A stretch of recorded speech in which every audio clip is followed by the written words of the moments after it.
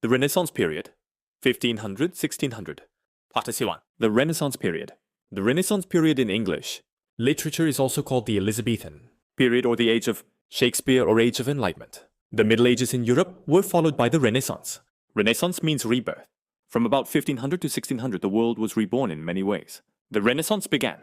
The Renaissance began in Italy, especially in art and architecture, in the 15th century. As England became the most powerful nation in Europe in the late 16th century, new worlds were discovered and new ways of seeing and thinking developed. It prompted revival of learning, and it denoted in its broadest sense the gradual enlightenment of the human mind.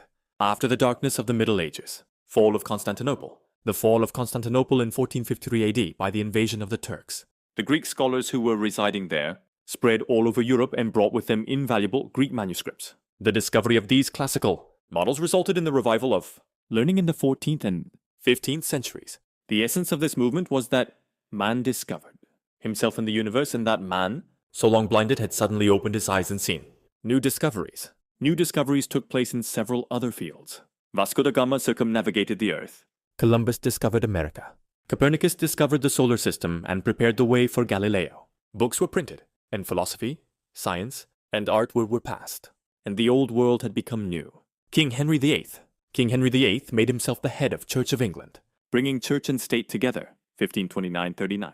He cut all contact with the Catholic Church and the Pope in Rome, part of a reaction against the Catholic Church in many parts of Europe, gave a whole new vision of man's relation with God. The king or queen became the human being on earth who was closest to God.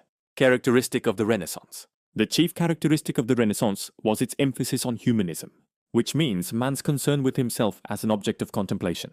This movement was started in Italy by Dante, Petrarch, and Boccaccio in the 14th century. This movement, which focused its interest on the proper study of mankind, had a number of subordinate trends. Classical antiquity, the rediscovery of classical antiquity, and particularly of ancient Greece. During the medieval period, the tradition-bound Europe had forgotten the liberal tone of old Greek world and its spirit of democracy and human dignity. The first Englishman who wrote under the influence of Greek studies was Sir Thomas More. His Utopia, written in Latin, was suggested by Plato's Republic. External universe. The second important aspect of humanism was the discovery of the external universe and its significance for man, but deeply interested in the problems of human personality. In the medieval morality plays, the characters are mostly personifications: friendship, charity, sloth, wickedness, and the like. The writer's own mind.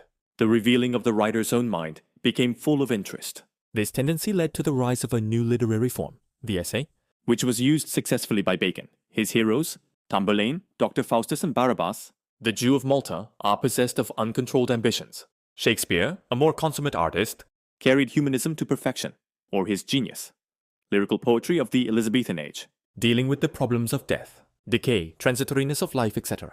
Guidance. During the Renaissance period, guidance was to be found from within.